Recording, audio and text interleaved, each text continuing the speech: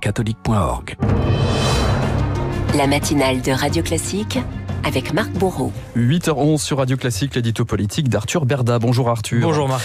Vous nous parlez ce matin, Arthur, de l'international qui occupe presque tous les débats cette semaine. Oui, car à part François Bayrou, qui est tout entier consacré aux affaires intérieures, la plupart des responsables politiques ont décidé, eux, de s'intéresser à l'actualité hors les frontières. Alors, le premier concerné, c'est évidemment Emmanuel Macron, qui est rentré hier d'une visite remarquée aux États-Unis. L'objectif de ce déplacement, c'était de profiter, entre guillemets, du 3e anniversaire de l'invasion russe en Ukraine pour montrer à Washington que les discussions sur l'imminence d'une trêve, en attendant la fin de la guerre, ne pourraient pas se faire sans l'Europe. Et forcé de constater que si le président de la République a plutôt réussi son pari sur la forme, en obligeant Donald Trump à le recevoir et à l'écouter, un format que le président américain n'apprécie guère, il n'est pas certain pour autant qu'Emmanuel Macron ait obtenu de véritables avancées sur le fond, tant la Maison-Blanche semble décidé à poursuivre son entreprise de rapprochement avec le Kremlin et de diabolisation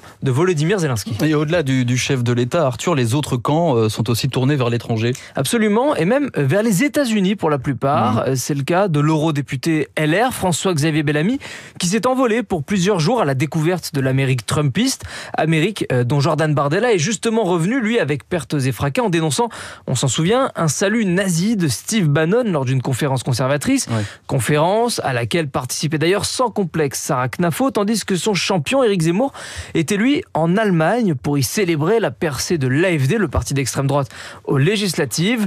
Voilà pour la moitié droite de l'échiquier politique, tandis qu'à gauche, rien de neuf sous le soleil, puisque c'est encore et toujours vers Israël que les regards sont tournés de manière presque obsessionnelle, avec, dernier rebondissement, cette étrange tentative de la part de Rima Hassan de se rendre sur place dans l'État hébreu lundi, avant d'être aussitôt reconduite dans un vol retour vers Bruxelles dès son arrivée à l'aéroport de Tel Aviv. Alors, comment est-ce que vous expliquez cet intérêt pour l'actualité internationale, Arthur ? Pour ce qui concerne Emmanuel Macron, c'est d'abord parce que les affaires étrangères relèvent de ce que l'on appelle son domaine réservé. Oui. C'est aussi parce qu'il a une inclination particulière pour ces sujets depuis 2017, mais ça n'est évidemment pas tout. En fait, la dissolution de juin a créé une telle instabilité que plus personne ne fait semblant de croire que l'on pourra obtenir la moindre réforme d'ampleur sous cette législature.